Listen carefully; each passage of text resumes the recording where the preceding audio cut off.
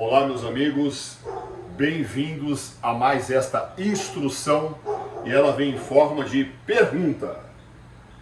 Qual é o melhor exercício para atingir o seu peitoral?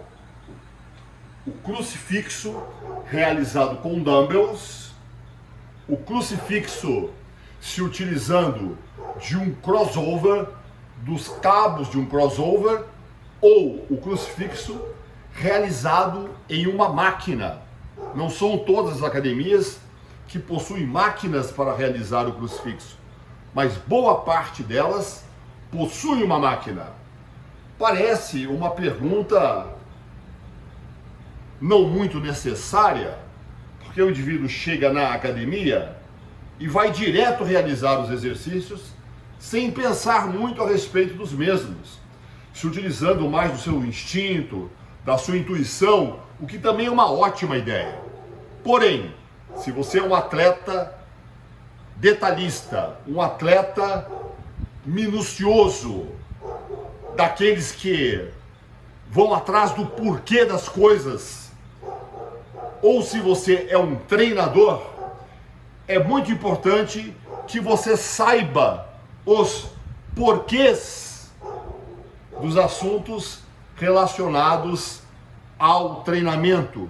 Só assim você vai se tornar mais autoconsciente e, estando autoconsciente, você vai poder transferir este conhecimento para os outros exercícios também, baseado na mesma linha de raciocínio de ordem mecânica. As pessoas se esquecem da mecânica aplicada ao treinamento.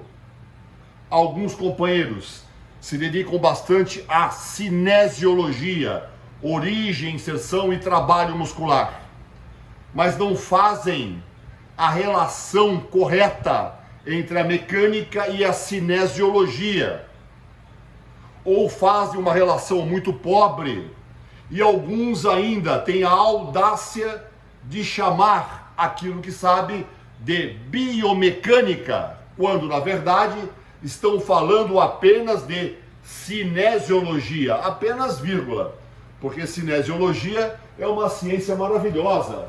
Olha esse livro que eu tenho aqui de cinesiologia. Cinesiologia e Anatomia Aplicada, de Rashi Burke, da década de 1960. Aqui eu também tenho vários outros livros de cinesiologia e também de biomecânica. Mas o que nós vamos falar aqui é justamente o porquê, o qual que é o melhor exercício. O crucifixo com dumbbells, realizado com halteres, com cabos, ou o movimento realizado na máquina. Fique com as imagens a seguir, com colaboração do meu amigo, o professor, o treinador Jacques. E logo depois nós voltamos para concluir isto. E aí, ó, a terceira opção, professor, treinador Jacques, realizando os mesmos exercícios, só que na máquina. A diferença é o seguinte, ó, não importa o arco do movimento, a tração será sempre tangencial. Aí, crucifixo realizado com auxílio dos cabos. Vamos lá, Jacques.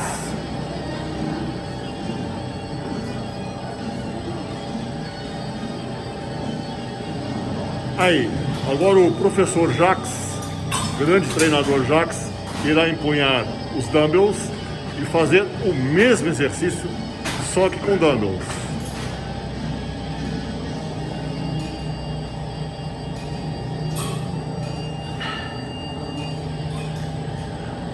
Aí, mais uma, Jacques. Aí, perfeito, professor, treinador Jacques. São exercícios parecidos, mas não são iguais, né, Jacques?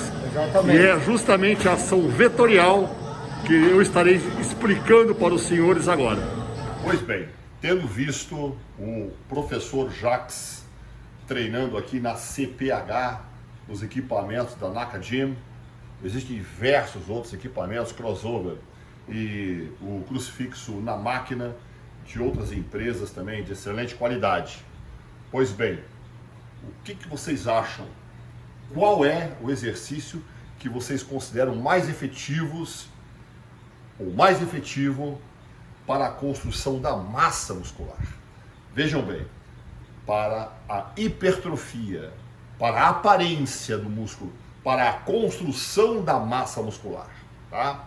Porque nós poderíamos raciocinar também como é que nós teríamos uma ótima transferência para a prática dos esportes.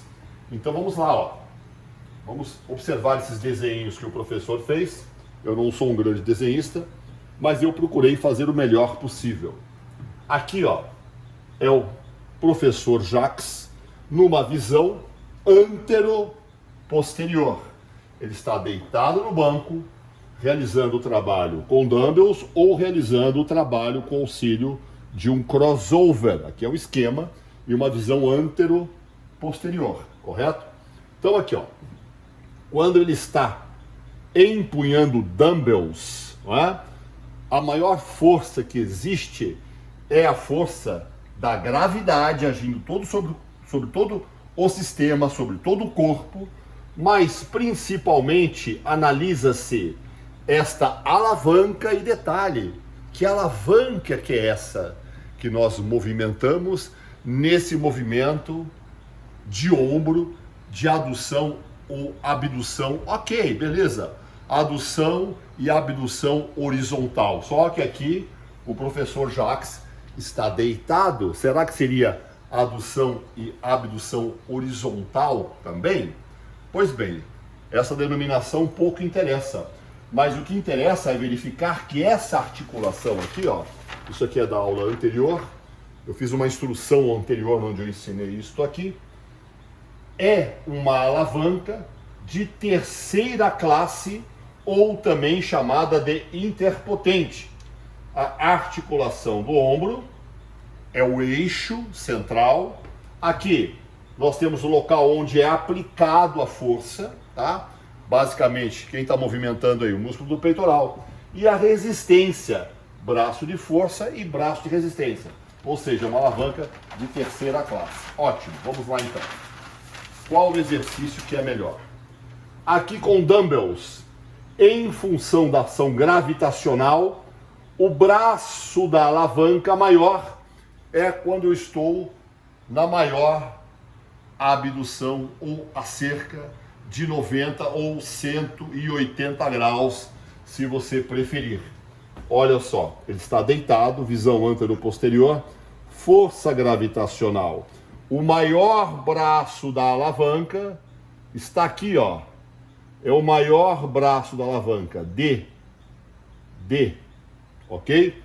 Sendo que este braço de alavanca, ele vai diminuindo à medida em que o professor Jacques movimenta aquele dumbbell. Então, este D vai diminuindo. Então, vocês podem observar um degradê. Eu tentei fazer um degradê aqui. Ou seja, ele vai diminuindo, sendo que quando ele estiver com peso totalmente acima do seu corpo, ou a cerca de 90 graus com o solo, não haverá incidência da força gravitacional alguma no dumbbell, também aplicado em seu braço, mas a resistência promovida pelo braço é praticamente insignificante. Com o dumbbell empunhado, a ação gravitacional é zero. Assim sendo, a tensão no peitoral inexiste. Ou seja, para o músculo do peitoral vai haver um trabalho nas primeiras angulações. Vai acontecendo o quê? A angulação ela vai aumentando para o ângulo de 90 graus e a tensão no peitoral vai diminuindo em função da força gravitacional. Pois bem, quando o professor Jacques estava realizando o exercício com o auxílio de um crossover, né? A tensão, ela é aplicada através ou transmitida pelo cabo. A ação gravitacional, ela está em todo o sistema, pois estamos na crosta terrestre. Porém, a ação gravitacional que vai resultar na tensão neste cabo, ela é literalmente observada nas placas em que o professor Jacques vai escolher para realizar este movimento.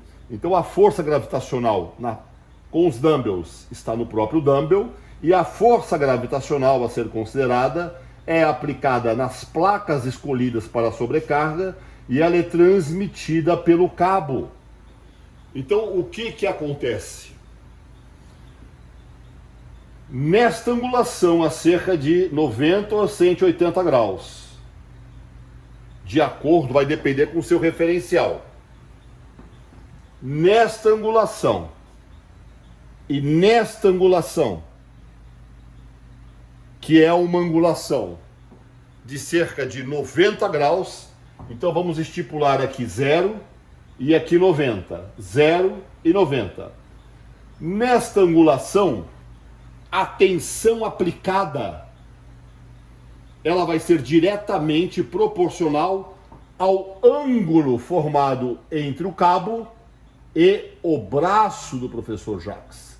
Olha cá, ângulo 1. Embaixo, ângulo 2. Sendo que o ângulo 1 é maior do que o ângulo 2. Ou seja, vetorialmente falando, a tensão que o professor Jacques experimenta em seu peitoral é maior quanto maior for o ângulo. E ela vai diminuindo à medida em que o ângulo também diminui. Porém, diferente do exercício realizado com dumbbells, aqui ainda vai haver uma tensão, e vai haver uma tensão resultante lá naquela articulação, lá naquele sistema mecânico, lá naquela alavanca de terceira classe, aonde tem o seu peitoral trabalhando. É só vocês se lembrarem disso aqui, ó. Eixo, a força do peitoral e a resistência, ou do dumbbell, ou a resistência do cabo. Aqui não existe mais tensão nenhuma no peitoral. Aqui esta tensão ainda existe, mas só que ela vai variar bastante à medida em que você realiza o movimento durante o arco do movimento. Ela vai diminuindo à medida em que você contrai o seu peitoral e realiza a adução do seu ombro. Porém, diferente do exercício realizado com dumbbells, ela aqui ainda vai existir e vai ser relativamente intensa para o seu peitoral. Pois bem, e no exercício realizado na máquina? Aqui eu tinha visão antero-posterior. Aqui é a visão superior. Está aqui a cabeça do professor Jacques, ombro, o braço e a alavanca do equipamento. Como vocês observaram, durante o movimento rotacional deste braço, vai haver sempre uma força tangencial a esse arco construído em volta deste eixo. Independente do ângulo, vai haver sempre uma força tangencial, quer a adução esteja a 90 graus, 45 graus ou 90 graus. A tensão será tangencial e sempre no mesmo ponto, de forma que T1 é aproximadamente igual a T2, que é aproximadamente igual a T3. Ou seja, ele vai experimentar uma tensão contínua. Aqui são as placas do equipamento. A força gravitacional, lembrando que é uma visão superior, estará incidindo o tempo inteiro e de forma perpendicular nas placas que você escolheu para imprimir a sobrecarga na execução desse exercício. Assim sendo, o que seria o melhor? Ter uma tensão contínua durante todo o arco do movimento, ter uma tensão variável de 100 a 0%, ou ter uma tensão variável aonde você não vai ter 0% da tensão e mais uma variação bastante significativa quando você utiliza o mesmo exercício no cabo. Então, de acordo com a minha visão, sendo um fisiculturista e desejando hipertrofia muscular, para mim, se eu tiver que escolher entre um desses exercícios, apenas um deles, eu sempre vou escolher o melhor. Por que eu vou sempre escolher o melhor? Porque normalmente é o único treino da semana. O atleta avançado, ele só faz aquele treino durante a semana. Ele não faz um outro treino. Ou, na hipótese de maior frequência, ele vai acionar o mesmo grupamento muscular uma vez a cada 5 dias. Assim sendo, eu não tenho como ficar migrando de um exercício para o outro. Eu sempre vou escolher o melhor, porque eu sei que aquele é o momento em que eu vou produzir estímulos para a hipertrofia. Então, eu particularmente, eu vou escolher o exercício na máquina. Por quê? Porque ele vai me produzir uma tensão mais útil durante todo o arco do movimento. A diferença é o seguinte, ó. Não importa o arco do movimento, a tração será sempre tangencial. É aqui, ó, o cabo agindo na roldana. A ação sempre tangencial, como vocês podem ver. Correto, Jacques? É isso aí. Apenas uma questão. Máquina, eixo e uma polia grande girando em torno desse eixo e a ação sempre tangencial. Ótimo. E se este equipamento for desenvolvido com uma polia excêntrica? Eu vou deixar esse assunto para uma próxima instrução. E lembro aos senhores que neste livro, o MIT a fundo, os primeiros 4 capítulos são capítulos de física que vão auxiliar você a ser um indivíduo mais autoconsciente, a ter as rédeas do seu treino na sua mão, ao invés de ser apenas uma vaquinha de presépio, puramente ou somente instintivo ou intuitivo. Como eu falei, ser intuitivo, ser instintivo também é importante, mas melhor ainda, se você souber aonde você está pesando, se você tiver uma maior compreensão, se você estiver autoconsciente, você vai gerir muito melhor o seu treino e a sua vida como um todo. Até a próxima instrução. E se você nos segue aí através dos canais do YouTube, não deixa aí de dar o seu like, de apertar o sininho e compartilhar aí com seus amigos que você acha que deveriam estar a par desta instrução. Obrigado a todos.